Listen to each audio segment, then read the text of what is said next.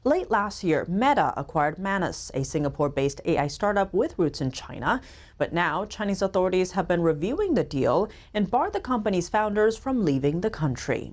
China melarang dua CEO AI Manus meninggalkan China. Jadi ada startup jenius namanya adalah Manus. Mau dijual ke Meta. Sudah ada transaksi dan sudah ada deal 2-3 miliar USD. Wah, ini kalau dirupiahkan 34-51 T.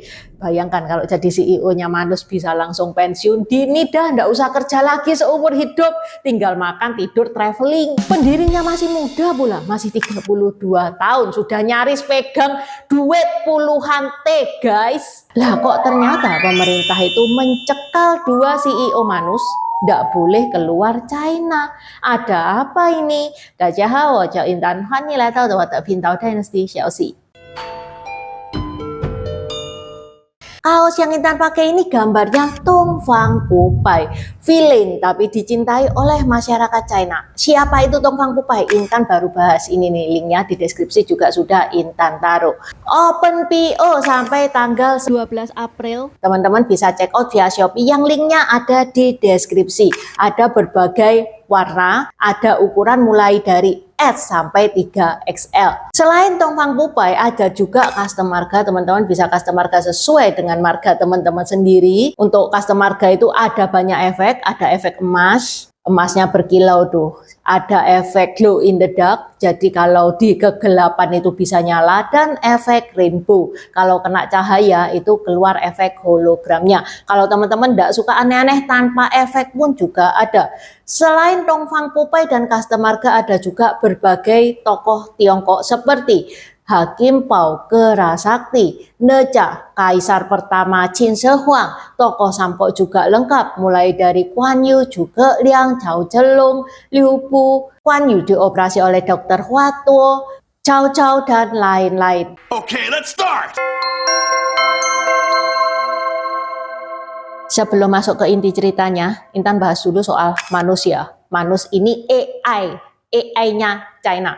AI, Artificial Intelligence alias kecerdasan buatan. Yang mana Manus ini diluncurkan pada tanggal 6 Maret tahun 2025. CEO-nya yaitu Xiaohong dan Qi Yichao yang merupakan warga negara China. Masih muda, masih 32 tahun.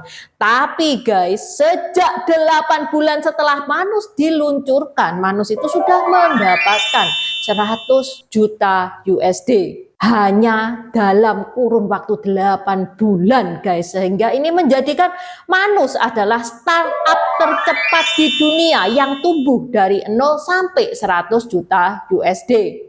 Sejak pertama kali diluncurkan, Manus sudah memproses lebih dari 147 triliun data dan menciptakan lebih dari 80 juta komputer virtual. Artinya AI ini sudah bekerja dalam skala yang sangat besar dan dalam waktu yang relatif singkat. Penasaran apa sih Manus itu? Kok bisa dia berkembang secepat itu? Sehebat apa dia? Manus itu dalam bahasa Latin berarti tangan, dalam bahasa Marathi berarti orang. Ini adalah AI yang dikembangkan oleh Butterfly Effect, BTD Ltd. Manus itu dibuat untuk menciptakan AI yang bisa bekerja sendiri tanpa harus diperintah oleh manusia. Menurut VentureBeat, Manus itu adalah kemajuan besar di dunia AI karena Manus itu bisa mengerjakan tugas-tugas kompleks dan rumit. Bahkan sampai nulis, menjalankan kode sendiri, Manus juga dianggap sebagai titik balik perkembangan AI karena bisa bekerja sepenuhnya mandiri tanpa campur tangan manusia. Masih bingung? Gini deh, teman-teman tahu ChatGPT. Teman-teman bahkan sudah banyak yang pakai kan ChatGPT. ChatGPT itu enak banget itu buat ngobrol, buat tanya PR, buat bikin caption di medsos, buat curhat. Nah, sekarang muncul AI baru namanya Manus. Ini beda sama ChatGPT. Kalau ChatGPT itu asisten ngobrolnya kita, Manus itu karyawannya kita. Dia bisa bekerja sesuai keinginan kita. Contoh nih, misalkan teman-teman jual sepatu nih ya. Kalau tanya ChatGPT, kasih dong caption sepatu, dia bakal ngasih. Sudah, that's it.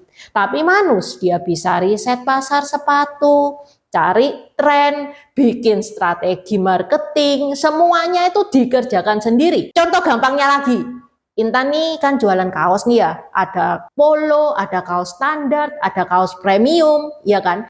Size-nya macam-macam, warnanya macam-macam, gambarnya macam-macam. Biasanya Intan setelah close PO, orderan-orderan itu Intan pisah-pisahkan lagi karena vendor-vendor itu beda-beda ya. Vendor kaos itu sama vendor polo itu beda. Ini Intan buka dapurannya Intan sendiri. Nah itu Intan kelompok-kelompokkan sendiri. Habis Intan kelompok-kelompokkan berdasarkan jenis ya, polo atau kaos. Habis itu Intan kelompok-kelompokkan lagi berdasarkan warna dan ukuran, berdasarkan gambar. Habis gitu baru Intan kasih ke format itu ke vendor-vendornya Intan supaya vendor-vendornya Intan itu lebih gampang ngerti. Sekarang bedanya kalau Intan punya Manus, tiap bulan Intan cuman ngasih ke Manus orderannya teman-teman setelah close PO, teman-teman order ini wes berantakan gitu orderannya, Intan kasihkan ke Manus, Manus yang merapikan. Bahkan Manus pun bisa mengirim catatan-catatan yang sudah rapi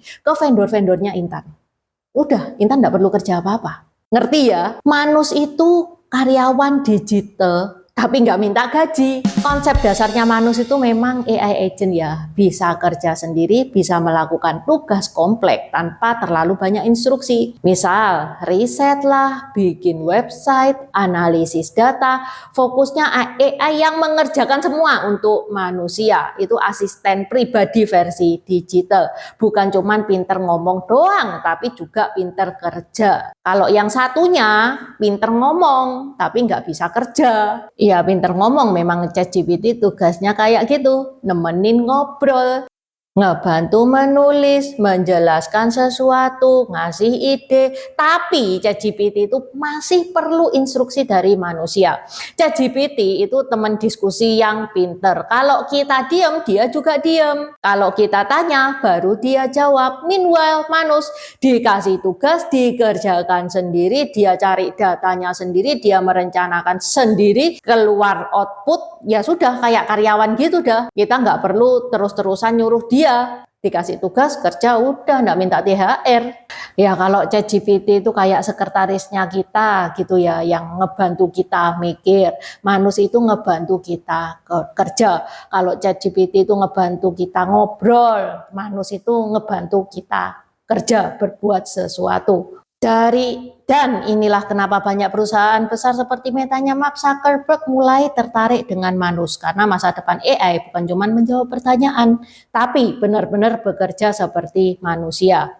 Nah, biasanya kalau kerjaan itu lancar, ya kan, bahkan berkembang, kan nggak akan pindah tempat. Bener nggak? Tetangga juga nggak rese, petugas pajak juga nggak malaki, nggak ada apa-apa. Lah kok bisa di pertengahan tahun 2025 operasionalnya Manus itu pindah ke Singapura?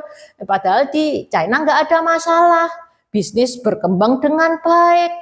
Sehingga netizen ini menduga jangan-jangan pada saat itu Meta itu sudah tertarik dengan Manus. Dan kalau Manus itu stay di China, prosedur jual belinya bakal susah. Sehingga spekulasinya netizen ini ya spekulasi. Sehingga Manus itu pindah operasionalnya di Singapura. Itu tadi spekulasinya. Faktanya pada bulan Desember tahun 2025. Perusahaan teknologi besar Meta Platform mengumumkan bahwa mereka mengakuisisi Manus. Nilai pastinya memang nggak diumumkan secara resmi, tapi dari berbagai laporan, deal ini diperkirakan mencapai 2,3 M USD yang kalau dirupiahkan itu sekitar 34 sampai 51 T. Gila sih itu Xiaohong dan Ci Chao itu. Usianya baru 30 tahun guys, sudah bisa pensiun dini. Intan mah kalau jadi dia ya udah jual, dapat duit segitu mah tinggal menikmati hidup, nggak usah kerja, makan, tidur, traveling. Startup baru lahir loh ini, sudah dihargai seperti perusahaan raksasa. Meta juga bilang setelah membeli Manus, Meta akan menjalankan Manus seperti biasa. Jadi Manus ini nggak ditutup, masih bisa dipakai. Bahkan teknologi Manus itu bisa masuk ke produk-produknya Meta seperti WA, IG, Facebook, dan lain-lain. AI bisa kerja sendiri masuk ke aplikasi yang biasa kita pakai. Entah ini kabar seram atau kabar yang menarik, menurut kalian gimana? Dari Manus sendiri juga bilang bahwa tidak akan ada yang berubah. Meskipun Manus sudah dijual ke Meta, langganan-langganan tetap bisa beroperasional seperti biasa, pakai aplikasi dan website mereka sendiri. Jadi yang sudah install itu nggak merasa zonk. Mereka juga menegaskan perusahaan mereka itu cuman basisnya doang yang pindah ke Singapura. Jadi ya perusahaan Manus bukan lagi perusahaan China tapi perusahaan Singapura.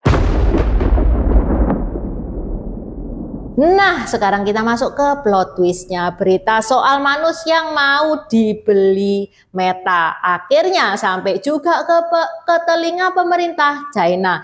Ya gimana nggak denger lah, wong jadi headline media internasional di mana-mana. Di Reuters masuk, Bloomberg masuk, semua bahasan juga masuk, semua pada ngebahas ini. Yang mana ini penjualannya juga memang bukan penjualan yang sengaja disembunyikan dari pemerintah China juga, jadi ya wajar kalau pemerintah China tahu. Akhirnya dua founder Manus, Xiaohong dan Qi Yizhou itu dipanggil ke Beijing, dipanggil pemerintah bertemu dengan Komisi Pembangunan dan Reformasi Nasional atau yang biasa disebut NDRC. Yang mana NDRC ini bukan lembaga sembarangan ya. NDRC itu salah satu lembaga penting di China yang mengurus kebijakan ekonomi dan proyek strategis negara. Jadi kalau sudah dipanggil ke sini ya artinya kasus ini serius. Menurut Reuters, setelah pertemuan itu muncul keputusan yang cukup mengejutkan. Keduanya diberitahu bahwa mereka tidak boleh bepergian ke luar negeri selama proses peninjauan berlangsung. Bukan berarti mereka ditahan di penjara gitu ya. Enggak, mereka boleh bepergian selama di China doang. Masih bisa kerja, masih bisa meeting, masih bisa makan hotpot. Hanya saja cuman sementara ini nggak boleh keluar ke China dulu sampai proses pemeriksaan selesai. Bahasa gampangnya silakan tetap di China dulu sembari pemerintah itu ngecek teknologinya. Ya mungkin China takut ya teknologinya itu bisa bocor karena ya kalau dipikir-pikir Manus ini salah satu asetnya China loh. Sementara itu Manus pun tidak tinggal diam.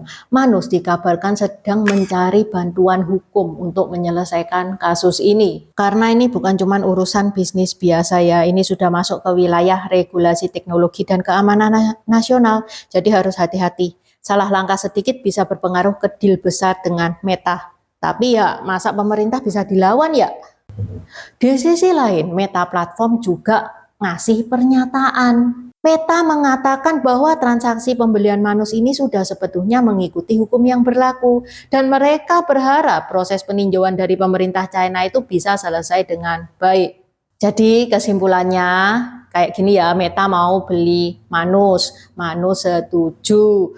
Deal sudah berjalan, tapi pemerintah pengen memastikan teknologinya itu tidak bocor. Founder nggak boleh ke luar negeri, sementara perusahaan Manus cari bantuan hukum. Meta menunggu hasil peninjauan dan dunia teknologi ini sekarang melihat apakah deal ini berjalan lancar atau terhambat karena regulasi China. Menurut kalian gimana? Bakal dibolehin nggak ini Manus dijual sama pemerintah China? Oke, sampai di sini dulu bahasan Intan hari ini. Terima kasih udah nonton channel ini sampai habis. Dukung aku terus berkarya dengan klik subscribe dan bunyikan lonceng di bawah ya guys.